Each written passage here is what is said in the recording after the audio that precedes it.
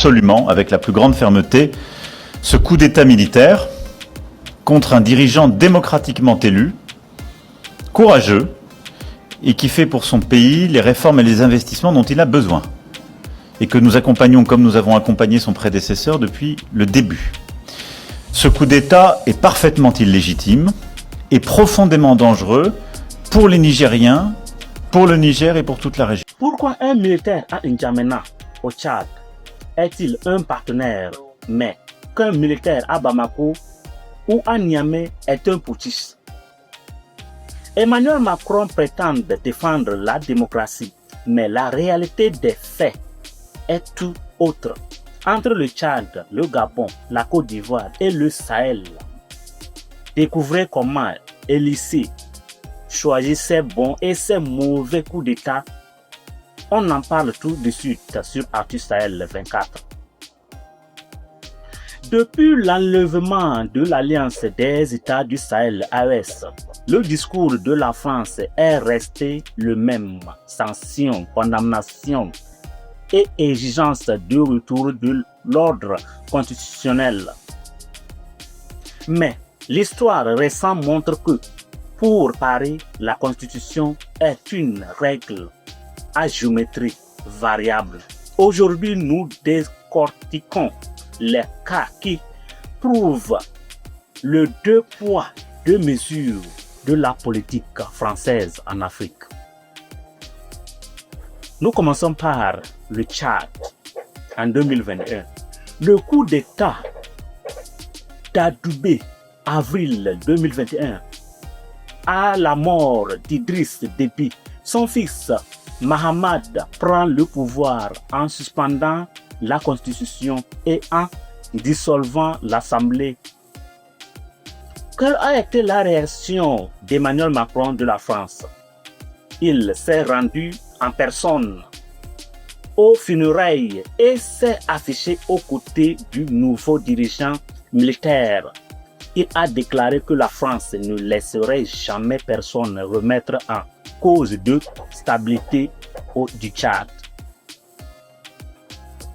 C'est la validation officielle d'un putsch dynastique au nom des intérêts militaires français.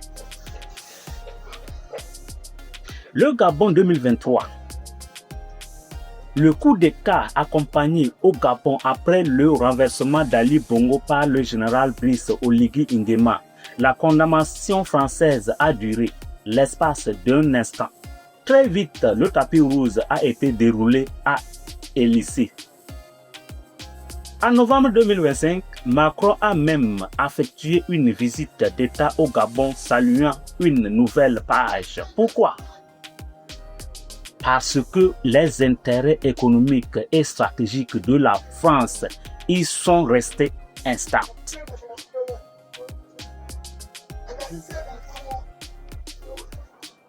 C'est la Côte d'Ivoire, le cas de 2010 et 2020. Parlons de la Côte d'Ivoire. En 2011, l'intervention militaire française pour installer Alassane Ouattara après une élection contestée est perçue par beaucoup comme un coup d'État orchestré par Paris.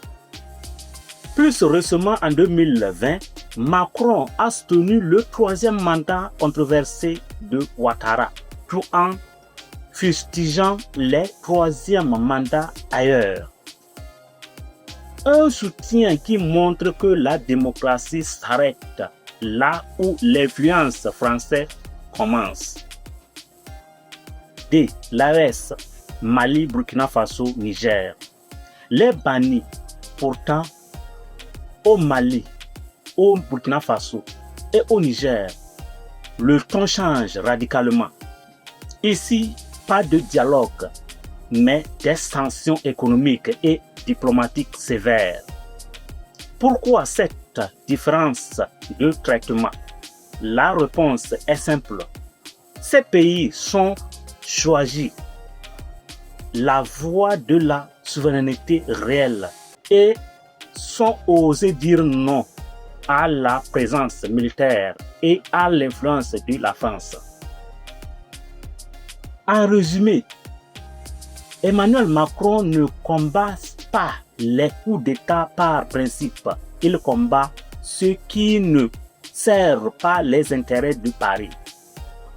Le double standard est devenu la marque de fabrique de la diplomatie française en Afrique. Et c'est ce qui s'explique le divorce actuel avec les peuples du Sahel.